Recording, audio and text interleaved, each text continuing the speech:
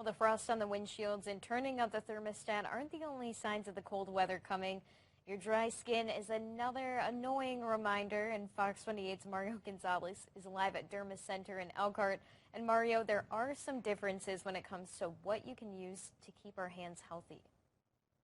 Yeah, Allison, we may think that just they all do the same thing. They keep our hands, moist and keep away that dry skin. But there actually may be one that works better for you. So this actually is important to know the difference between the lotions and the creams. And to help us with that, we're joined by Dr. Roger Moore from DermacenterMD. So, Dr. Moore, this is the time of the year when we're going to start seeing all the lotions and creams start rolling out of those cabinets.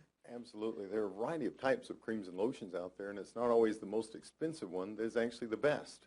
And we've got a few, examples of just ones we can find at the store. So what would you recommend, on what is the difference then between the lotions and creams? Right. It's important to understand that whenever you're using a lotion, it doesn't trap as much moisture in the skin as what a cream would.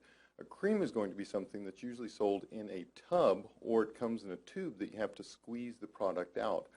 That's a heavier type of product, and the way you utilize a cream and lotion can help impact how much it helps your skin as well. Whenever we get out of the shower or we get done washing our hands, if our hands or our skin is still a bit wet, maybe you just pat dry instead of drying very vigorously, you can then apply a cream on top of the skin, and that will trap more moisture in the skin.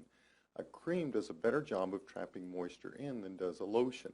The heavier and thicker a product is, the more it's going to trap that moisture back in the skin. So then, like you said, it comes down to just what you're trying to hold that moisture and not necessarily what is the most expensive product out there. That's exactly right. So if your skin is extremely dry, you may even consider Vaseline, which is white petrolatum, or something like Aquaphor, which is another heavy-based product.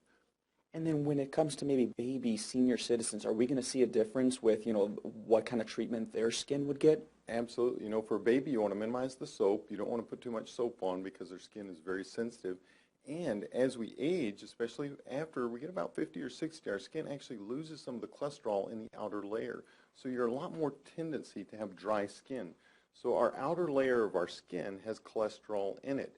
That cholesterol will actually trap moisture or water in it. As we get older, you lose a little bit of that cholesterol, and as you lose it, you're more prone to get dry. So it's important to understand that and realize that the older you get, the more apt you are to be dry, and the more you need a cream instead of a lotion to trap moisture back in the skin.